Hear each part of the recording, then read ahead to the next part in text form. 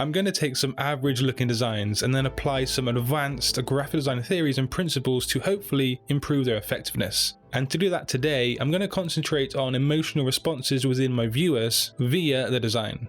So for example, take this poster for a tech innovation event. When it comes to my redesign, I'm going to think firstly about what kind of emotions I want my viewers to feel. In a previous video, we looked at possible emotional triggers that designers and marketing agencies use. And one thing I want the viewers of this first design to feel is a sense of exploration. This is because new tech and new innovation would imply venturing into new experiences and almost like a new world. I also want the viewer to feel a sense of awe and appreciation for aesthetics. Now that might sound kind of complicated, but let's just get right into it. Learn more about the awesome workflow tool Millernote later in today's video, and also how to sign up for free with a no time limit period attached. Now as you can see with the original design, the poster doesn't jump out and make the viewer feel in awe, or shall I say, visually impressed. It doesn't trigger a sense of exploration and new things, well, to me at least anyway. So, with that in mind, I decided to ditch the flat style of illustration because it doesn't really align with my emotional triggers. This design is about innovative tech, and so I want to make an epic design that captivates viewers who appreciate such technology. This image here is a good starting block, also because it does communicate that sense of exploration and discovery that I want to get across. So my first move was to overlay some carefully chosen imagery and play around with blend modes in Photoshop. Yeah, believe it or not, I do have some rudimentary Photoshop skills and I'm not just a vector nerd. And I wanted to build up a design that is quite epic and awe-inspiring to look at for tech enthusiasts. Something that communicates innovation and a sense that they are stepping into a new world.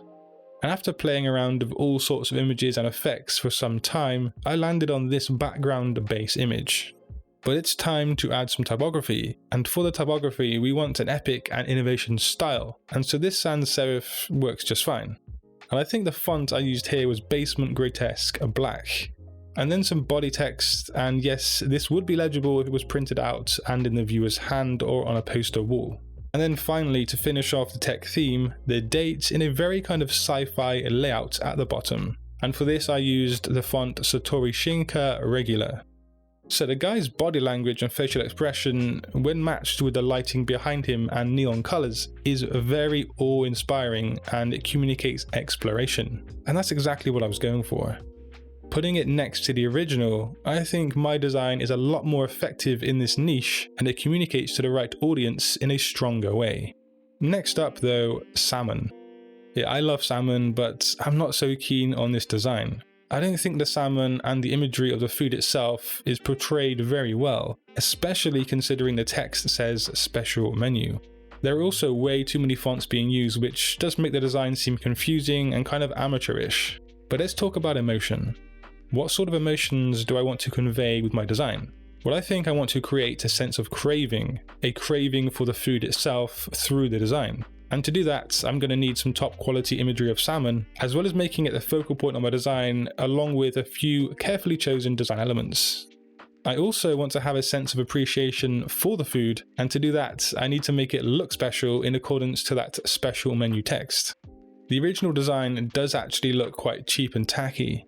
Sure, $5 for salmon is pretty cheap, but let's create some craving and appreciation so that it becomes more desirable. And I must add that I don't know anything about the target audience of this design, and that's because I don't know the restaurant or the brand. If it was a real client, then my design would likely change to fit the target audience. But anyway, the first thing I did was to make a very rustic and traditional background. My approach to creating appreciation is to make the meal and design look professional and at a high standard. It is said that we do eat with our eyes, which is quite a true statement, not literally, of course. But next I wanted to find an image of salmon that would match the rustic background and which was clean. I wanted the food to be the focal point and for my design to have as much negative space as possible, and this is so it would draw attention to the food. Conversely, the original design was quite cramped.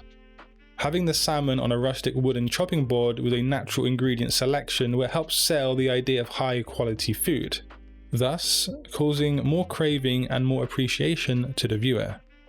Next up, that special menu text. Special to me often, but not always, means a serif typeface, and here I've used a crimson semi-bold if I'm not mistaken. And below that I've gone with aileron, and I do like this layout at the start of my typography.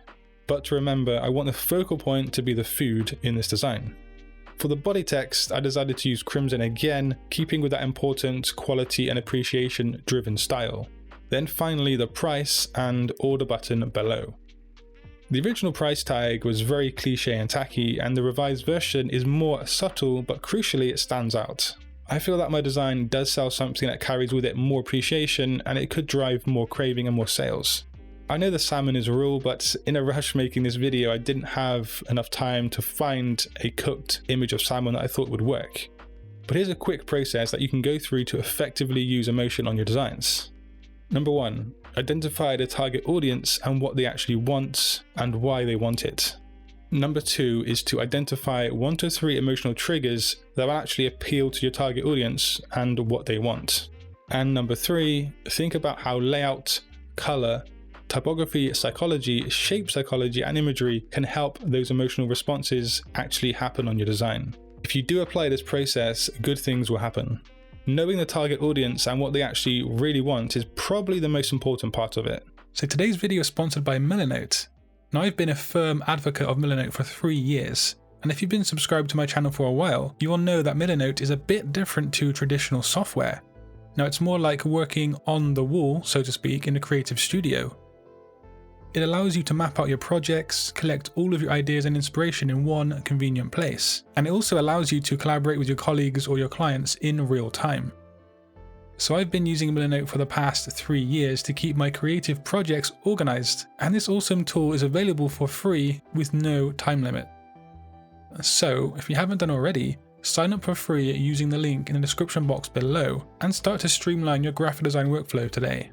But if you want to further your learning on this subject, just click a video on screen. And until next time guys, design your future today. Peace.